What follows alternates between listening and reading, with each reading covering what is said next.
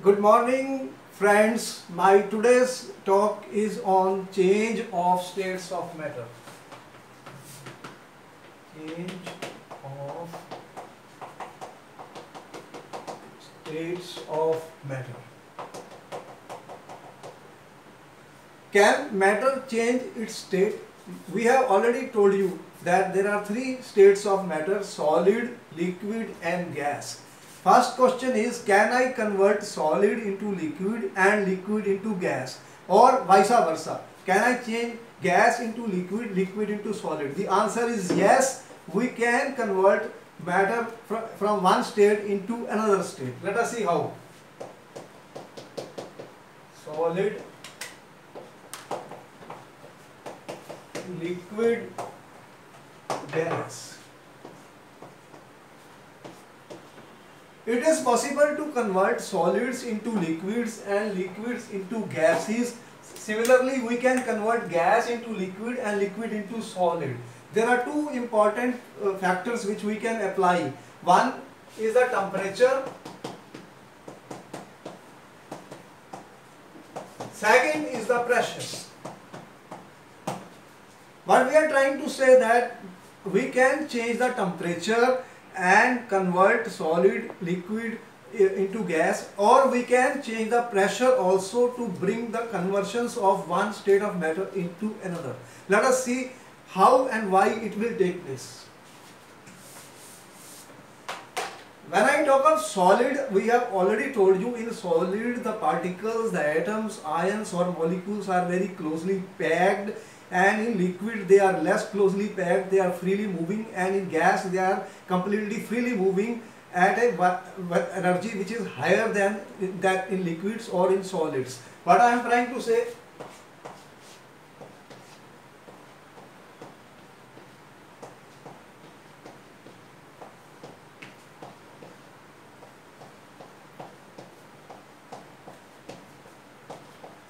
this is my solid state.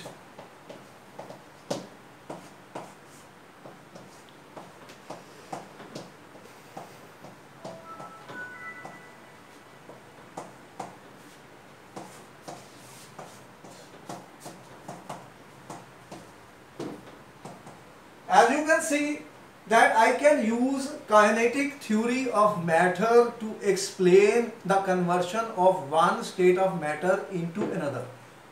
Kinetic theory of matter.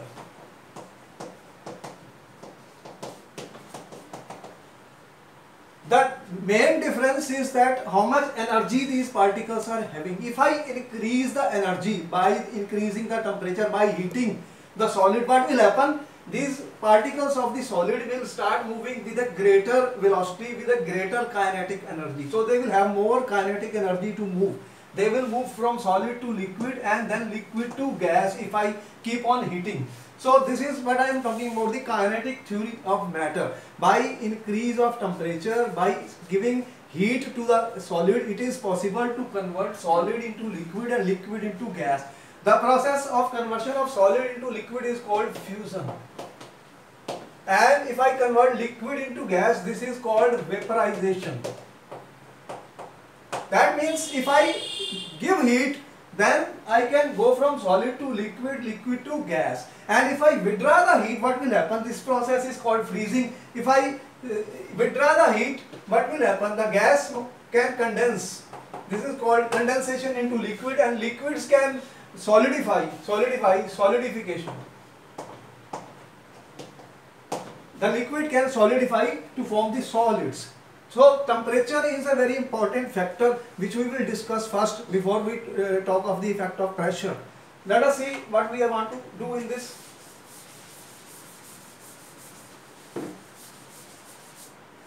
I will take the example of water. Water, you know, exists in ice, water liquid and water vapor. There are three states in which the water exists. Let us take some ice and heat it. Let us see what happens. Let me draw a graph between the heat or energy. heat or energy and the temperature.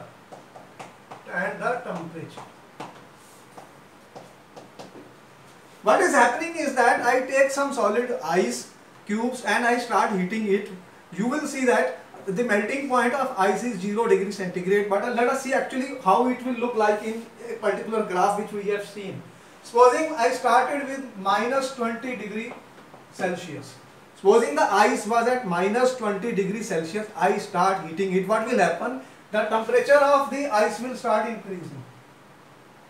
So I start from point A. The temperature is increasing from A to B as I start heating, and you will find that at 0 degree centigrade, the temperature stops increasing, and what happens is the solid ice starts melting into liquid water, and we will find the energy, heat is increasing, but the temperature remains constant for some period of time, which I am saying C. Point C. After the entire solid ice has melted into water, this is the point C, then again I will find as I keep on heating, the temperature will further increase. So what we see is further increase in temperature, and we find that this temperature is increasing, and at 100 degree Celsius, again the temperature will stop increasing. This was all water, this was all ice, and at this point at 100 degree centigrade we will start getting the conversion of water into water vapors into water gas. So what will happen when this process starts, the conversion of liquid water into vapors, again the temperature will become constant and it will remain constant.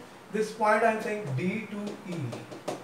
After all the water has melted, again you are left with no water, only water vapors. The temperature will start rising again. So what we see in this case is very clear, that matter, ice which we have taken, first as I increased the temperature, as I heated it, the temperature increased. At 0 degree centigrade it stopped increasing. This point at which the ice starts melting is known as the melting point of ice. It's called the melting point. So melting point is that point at which the solid ice started melting into liquid water at the atmospheric pressure. And at point D, what we find is that the water started boiling. So I am calling this point as the boiling point. Boiling point is that temperature at which the water starts boiling at the atmospheric pressure, and we know the value of melting point of water is 0 degree Celsius and the boiling point of water is 100 degree Celsius, or in Kelvin scale, it is 273.16 Kelvin, and this is 373.16 Kelvin. Now the question is that what is happening as per the graph which I have shown. There are two important things involved in this. One is the specific heat of water. What happens is that whenever you heat any solid, its temperature increases because the heat is expressed by this formula which I am showing. M is the mass of the substance which is heated, C is the specific heat of the substance, delta T is the increase in temperature. You will find that the specific heat is the quantity of heat required to increase the temperature of 1 unit mass of the substance by 1 degree Celsius. And here this amount of heat was giving and increasing the temperature by an amount delta T. But at this point, point B, when the ice started melting, the melting process has started, the fusion has started. What happens is there is a latent heat of fusion.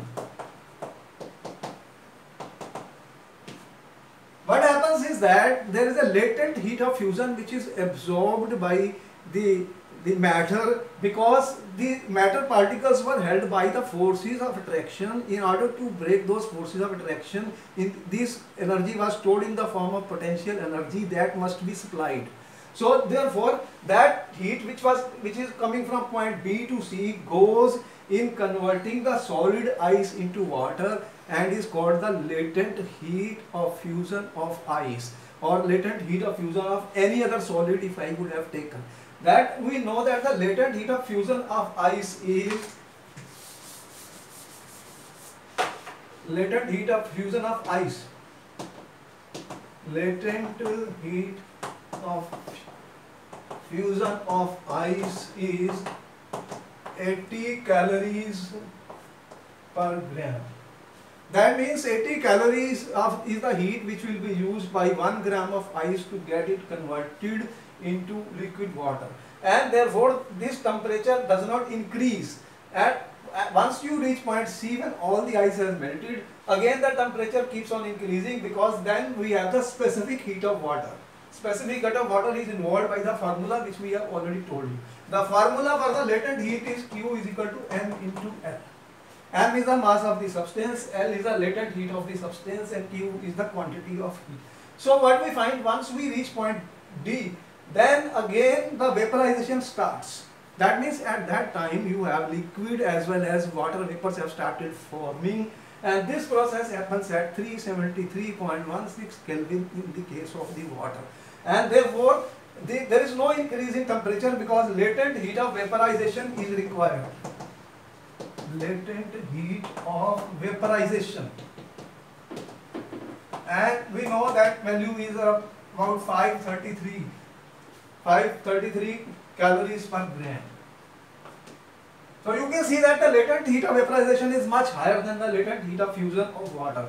Therefore, this latent heat is called a hidden heat, which is used by the matter, because you have to break the forces of attraction in order to free the molecules to move out from the system. If you have water, what is important is that the particles of the molecules of the water are there. We have to break them from the structure and they have to come out of the liquid. For that energy, what we are doing, latent heat. So this is clear that there are two types of energies which are involved when you are heating solids into liquids or liquids into gases. One is latent heat of fusion, latent heat of vaporization, and you know that at melting point the solid melts, and at boiling point the liquid starts boiling at the atmospheric pressure. So the effect of temperature, you can see also there is another process called sublimation. Certain solids are directly converted into gas state, and they do not go into the liquid state, that they are directly going into the gas state. You have seen the naphthalene balls, they disappear. Naphthalene balls disappear because they are directly converted into gas. They absorb heat and are directly converted into gas. This process is called sublimation. Then you also know about camphor. If you ignite pure camphor, you will find that there is no ash left. It is directly converted into the gas state. Another example is ammonium chloride. And you are aware of solid carbon dioxide. As soon as you put solid carbon dioxide, which is dry ice, into the atmosphere, it starts converting into the vapor state. Therefore, there are certain substances which will undergo direct conversion from solid to gas. This process is known as sublimation.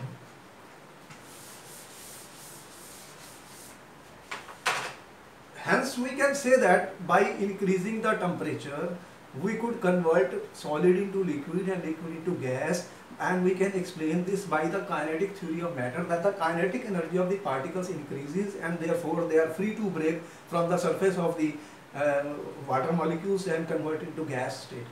The important implications of this is that you have find one more important thing, that the specific heat of water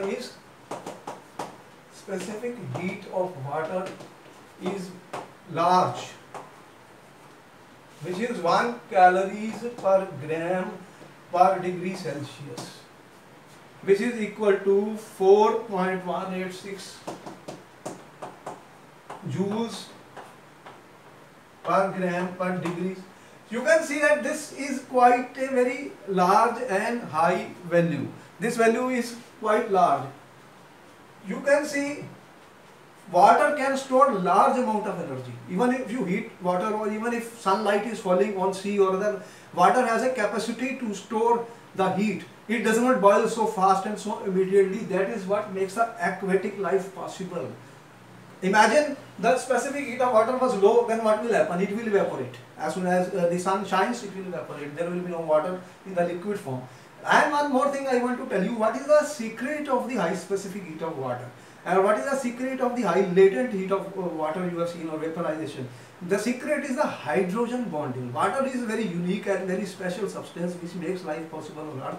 There is, in chemistry we call, there is a hydrogen bonding in water. That is what makes water as a liquid. I am talking of hydrogen bonding in water.